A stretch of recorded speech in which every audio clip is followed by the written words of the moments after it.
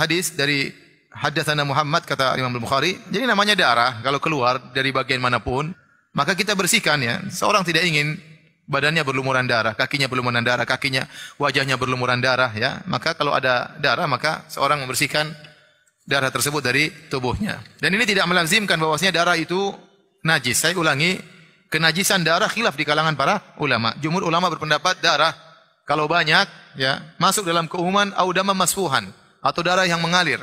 Meskipun dalam ayat ini Allah berbicara tentang hewan yang disembelih, darah hewan. Apakah darah manusia masuk dalam keumuman ayat tersebut? Audama masfuhan, darah yang mengalir. Maka jumhur ulama berpendapat bahwasanya darah yang mengalir hukumnya adalah najis. Darah keluar di tangan, darah keluar dari wajah, dari kaki, dari mana saja. Hanya dimaafkan jika jumlahnya sedikit, maka dimaafkan. Najis yang sedikit dimaafkan, ma'fu anhu. Sementara sebagian ulama berpendapat bahwasanya darah manusia tidak najis kecuali yang keluar dari ahadits sabilain, keluar dari kubul ataupun dubur ya. Contoh darah keluar dari dubur atau darah keluar dari kemaluan seperti darah yang keluar pada wanita, darah haid, darah nifas, maka itu yang najis. Adapun darah yang lain dari badan, dari kaki, dari tangan maka tidak najis. Meskipun dia kotor namun tidak najis. Dan ini saya lebih condong pada pendapat ini. Oleh karena disebutkan bagaimana para sahabat mereka salat sementara baju mereka penuh dengan darah tatkala mereka berjihad dan mereka tetap salat.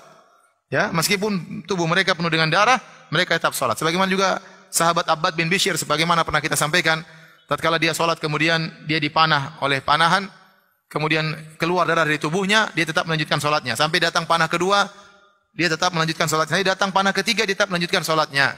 Dia tidak berhenti dari salatnya sementara darah keluar dari tubuhnya. Ya, kalau itu najis memang repot ya. Tapi ini pendapat jumhur ulama dan saya lebih condong bahwasanya darah Allah alam bisawab tidak najis kecuali yang keluar dari kubul dan dubur ya. Karena kalau bilang darah najis repot juga, kita mau donor darah, donor najis repot juga.